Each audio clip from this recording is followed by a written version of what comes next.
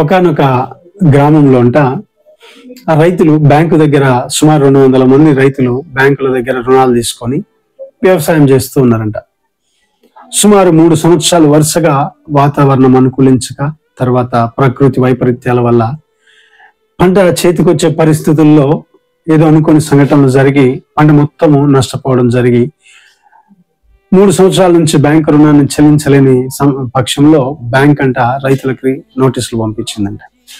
ఆ నోటీసులో ముఖ్య ఉద్దేశం ఏంటంటే, ఇదిగో మీరు రుణాలు చెల్లించలేదు కాబట్టి మీకు కలిగిన వాటిని మేము జప్తు చేయాల్సిన వారమై ఉన్నామని నోటీసులు పంపించిందంట.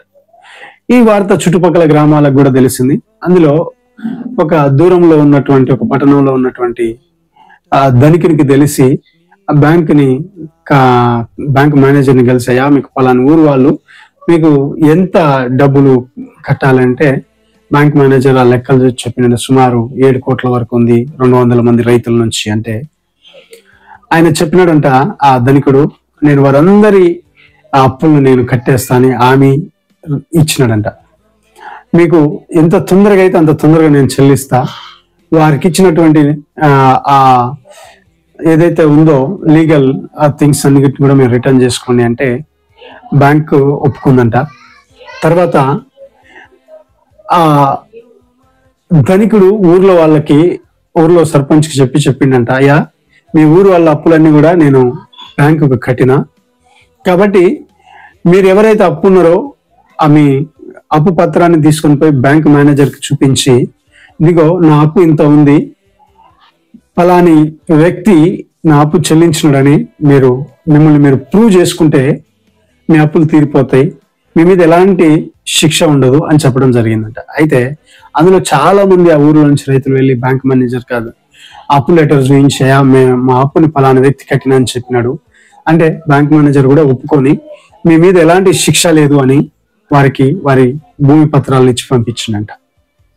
అయితే కొంతమంది మాత్రం అది నిజమే కాదులే, అది అబద్ధంలే అనేసి వాళ్ళు ఆ బ్యాంకు దగ్గరికి పోలేదు, వాళ్ళు తమ అప్పును తొలగించుకోలేదు. కాబట్టి ఏమైందంటే బ్యాంక్ ఇచ్చిన లీగల్ నోటీసులు వారి మీద అప్లికేబుల్ అయ్యాయి. వారి ఆస్తులను జప్తు చేయడం జరిగింది. ఇది నిజంగా జరిగిన సంఘటన కాదు, ఇది నేను ఒక ఉదాహరణగా చెప్తున్నా, ఒక కథ రూపంలో చెప్పాను. దేవుడు కూడా మీ అందరి పాపాల నిమిత్తము ఆయన నేను మూల్యం చెల్లించాను, నా ప్రాణాన్ని నా రక్తాన్ని క్షీణించానని యేసు ప్రభు చెప్తున్నాడు. నువ్వు చేయవలసింది ఏంటంటే నీ పాపాలు నా మీద మోపు.